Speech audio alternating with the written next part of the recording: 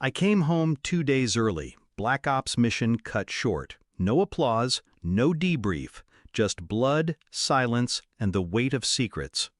It was raining when I pulled onto my street. My driveway wasn't empty. A sheriff's cruiser, engine still running.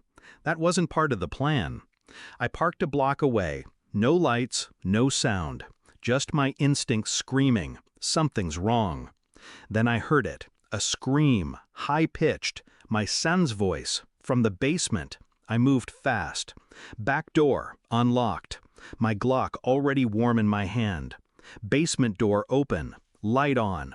I took the stairs without a sound and saw what no father should ever see.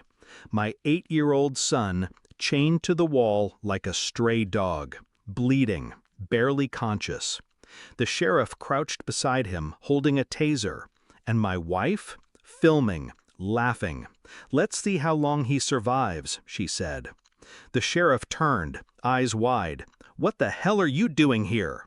He reached for his weapon. He slipped on his guilt and snapped his neck on the floor. I didn't even blink. She just kept filming until I met her eyes. Then she hit stop and smiled. I carried my son out of that basement, didn't say a word, didn't touch her, didn't ask why. He was still breathing, barely.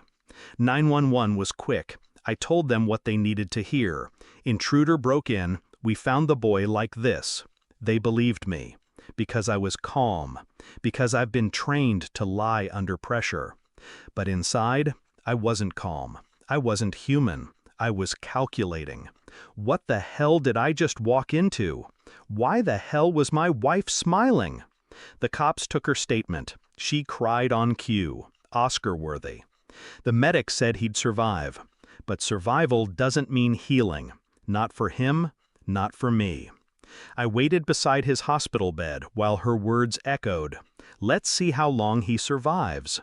That wasn't a mistake. That was a game.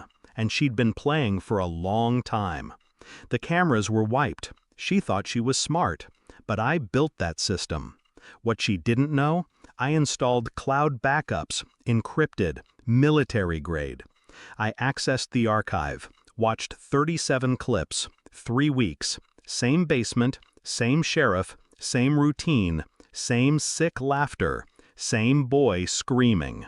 And her, smiling like it was entertainment.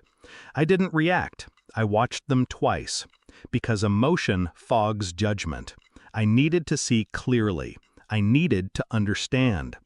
Then came the next step, DNA. I pulled my son's toothbrush from his hospital bag, sent it to a private lab, off record, no names. Because a darker thought had started to form, one I couldn't silence, one that whispered, "What if he's not mine?"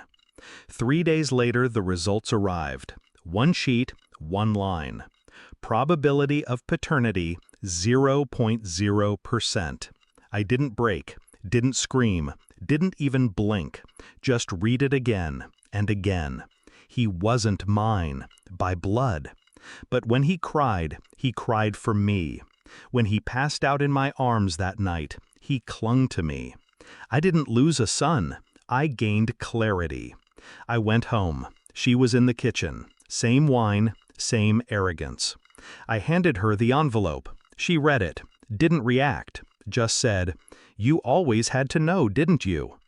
I looked at her, really looked, and realized she was never mine either. "I filed for full custody," I said. She blanked. "That's not possible." "It is. You're not even his father. I'm the only one who didn't hurt him." I walked toward the door, stopped. "I also sent the videos." "To whom?" she snapped. "Everyone. CPS, Internal Affairs, her precinct, the press, her family." Her breath caught. Her glass slipped from her hand, shattered. "Why would you do this?" I turned slowly. "You already answered that." She was shaking now, not from guilt, from exposure. For the first time, she was seen. And monsters hate mirrors. He's safe now, healing, still calls me Dad. I never correct him. Because biology is a lottery, but love is earned. She sits in a cell now, waiting for someone to come visit. No one will, not even her own blood. Because evil doesn't just destroy others, it destroys itself. At night, I sit on the porch. No more missions, no more lies, just silence, and the boy sleeping upstairs. People say truth sets you free. That's wrong. Truth exposes. But it's what you do with the truth that sets you free. She tried to hide monsters behind closed doors. I opened every one. And now, she's the one locked behind them. I didn't lose a son. She lost everything. Moral of the story: blood doesn't make you a parent. Protection does.